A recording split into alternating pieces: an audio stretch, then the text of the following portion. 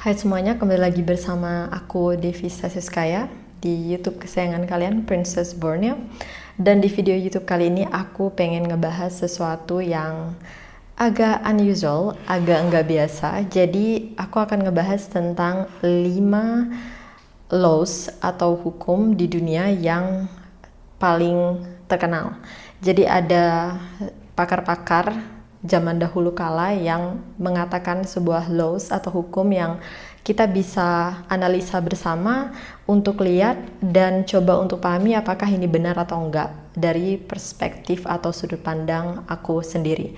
Jadi buat yang belum kenal aku siapa, aku Devi Sasiskaya, asalku dari Sintang, Kalimantan Barat. Tapi selama kurang lebih 5 tahun aku udah tinggal di luar negeri, pindah-pindah karena kebetulan pekerjaanku memberikan kebebasan untuk bisa tinggal dimanapun, dan dengan kemandirianku sendiri aku mulai grow, mulai develop. Aku adalah seorang spesialis di sebuah metode self development terbaru di dunia pada saat ini, yaitu yang bernama GSR. Dan metode ini sendiri udah aku pelajari sejak 7 tahun yang lalu. Aku berhasil merubah kehidupan aku dan juga merubah ratusan kehidupan klien aku yang datang ke aku untuk memecahkan masalah mereka dan mencapai goals yang mereka punya. Metode ini aku pelajari adalah metode dari Rusia yang ditemukan oleh orang Rusia yang bernama Dmitry Ustinov. Jadi metodenya sendiri namanya GSR. Bekerja sangat mendalam, metode ini membuat kita bisa memecahkan masalah langsung ke akarnya dan mencapai goals apapun yang kita mau di dalam kehidupan kita. Di video kali ini, aku akan ngebahas sesuatu yang gak biasa ya, yang sedikit banyak orang tahu tetapi banyak orang gak ngebahas ini. Tapi ini menggambarkan bagaimana kita manusia dan gimana kita menjalani hidup. Jadi menurut aku ide-ide seperti ini perlu untuk dilihat, untuk membuka mindset kita, pikiran kita untuk nggak cuman stuck ke sesuatu yang simple di dunia ini. Oke, yang pertama, Murphy Law. Dan hukum Murphy ini, Murphy atau Murphy, aku nggak tahu gimana cara nyebutnya yang benar. Ini dari seorang insinyur kalau nggak salah aku yang bernama Edward Murphy. Sorry, korek aku kalau misalnya aku salah buat yang tahu. Tapi yang pasti ada law yang dia utarakan. Dalam bahasa Inggrisnya itu seperti the more you fear something happening, the more likely it is to occur. Jadi semakin kita takut bahwa sesuatu akan terjadi, kata dia, maka semakin mungkin sesuatu yang kita takuti ini bisa terjadi beneran gitu loh di kenyataan. Menurut kalian gimana? Apakah kalian sependapat dengan si Murphy?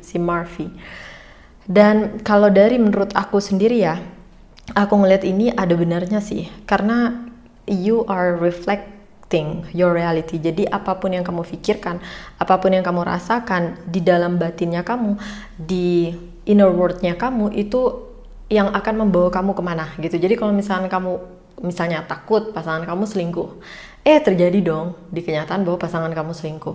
Atau kamu takut kamu nggak lulus di sebuah tes, terjadi dong kamu nggak lulus juga. Jadi what you fear bukan hanya soal ketakutan ya, tapi perasaan apapun yang negatif itu kalau bisa ya diatasi. Temukan cara, metode di luar sana yang bisa membantu kamu untuk mengatasi perasaan atau pikiran negatif apapun, karena itu selalu menarik. Ada kayak hukum tarik menariknya gitu loh, kalian percaya atau enggak. Tapi selama 30 tahun aku hidup, aku ngelihatnya sih this is true, ini benar gitu. Dan aku ngelihat bukan hanya di kehidupan aku sendiri, tapi di banyak orang di sekitar aku. Kemudian selanjutnya, yang kedua adalah Kydlin Law. Ini aku nggak tahu apakah aku nyebutnya benar atau enggak, Kydlin atau Kydlin. Tapi yang pasti dia mengatakan bahwa if you write a problem down clearly and specifically, you have solved half of it. Kalian setuju nggak dengan statement ini? Kalau misalnya kamu udah menulis di buku atau apa gitu masalah kamu supaya lebih jelas dan kamu buat secara detail masalahnya apa, kemudian kamu kayak udah mecahin gitu loh, setengahnya tinggal kamu lakukan di kenyataan. Ada benarnya, ada enggaknya sih, ada ngebantu atau ada enggaknya ide atau law ini. Karena banyak banget orang yang biasanya curhat ke jurnal atau diary, tapi mereka tetap berada dalam masalah yang sama dan gak bisa memecahkan masalah mereka selama bertahun-tahun misalnya. Ada juga yang bisa melakukan ini dan mereka berhasil membangun kehidupan mereka dan menciptakan kehidupan mereka secara berbeda, masalahnya terselesaikan. Jadi itu nggak ke-apply ke semua orang, nggak bisa kita katakan berhasil untuk semua orang. Kemudian yang selanjutnya adalah Gilbert Law. Dan si Gilbert ini dia mengatakan bahwa when you take on a task, finding the best ways to achieve the desired result is always your responsibility.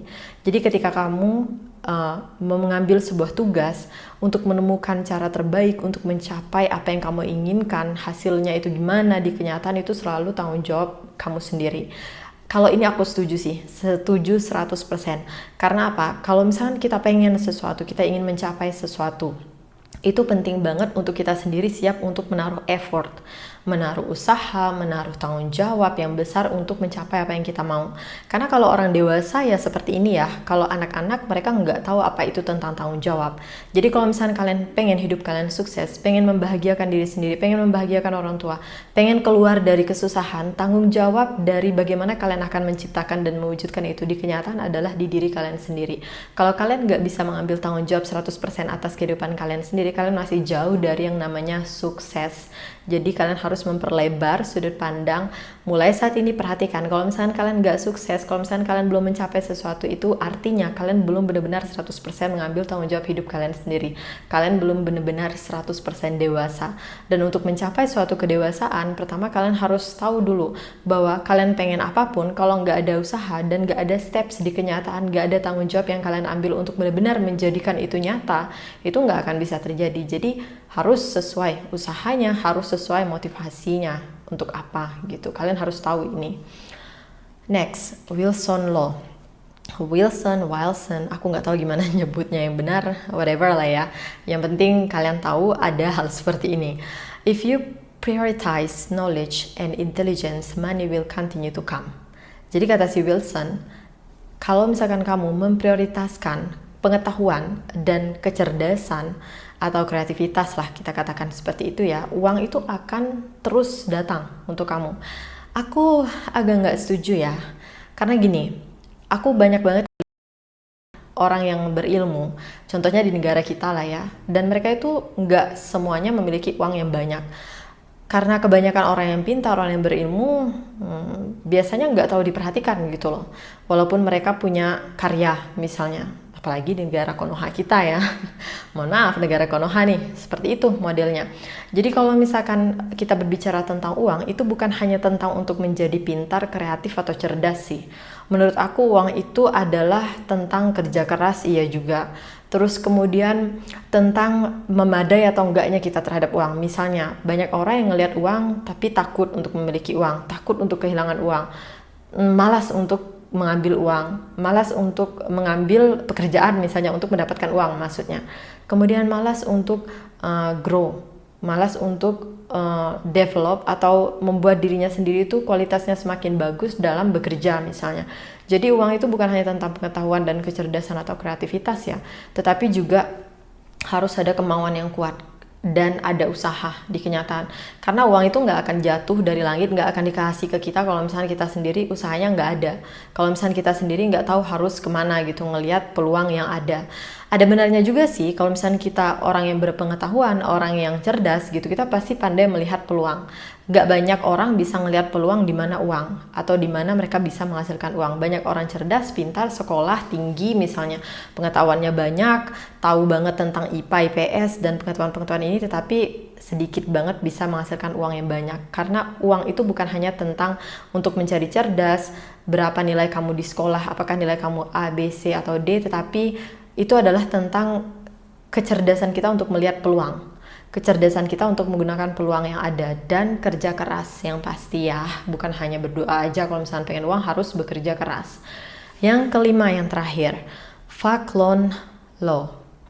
If you don't have to make a decision about something, then don't decide. Ini aku nggak terlalu ngerti ya. Kalau misalnya kamu nggak harus melakukan suatu atau membuat keputusan akan sesuatu, jadi ya udah nggak usah memutuskan apapun gitu.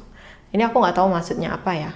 Tapi yang pasti kalau misalkan kita udah memiliki keraguan, kita udah nggak yakin nih, kita pengen memutuskan apa, misalnya tentang hubungan kita, tentang pekerjaan, tentang kontak dengan orang, memang benar sih lebih baik nggak usah memutuskan apa-apa. Karena biasanya kalau sesuatu yang didasari oleh keraguan, nggak kayak yakin, itu tuh biasanya mengarahkan kita untuk mengambil keputusan yang pada akhirnya kita sesali.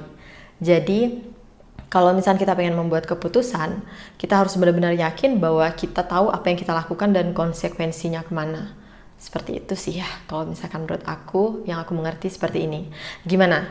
Dari 5 law ini, 5 hukum di dunia yang paling terkenal ini, yang dikatakan oleh orang cerdas zaman dulunya, si bapak-bapak ini, gimana menurut kalian? Apakah kalian setuju atau enggak, dan gimana, apakah ini berguna untuk kalian atau enggak? Ketika kalian melihat kehidupan kalian, ada enggak situasi yang seperti ini? Adalah video untuk membuka pikiran kita, untuk membuka mindset kita untuk hari ini. Kalau misalnya kalian pengen aku buat video yang lain, membahas sesuatu yang lain yang bisa membantu kalian untuk menemukan motivasi untuk menjalani kehidupan lebih baik di dalam diri kalian, di kehidupan kalian, silahkan komen di bawah. Dan buat yang belum subscribe dan like video ini, silahkan di subscribe, di like videonya. Sampai jumpa di video berikutnya. Bye bye.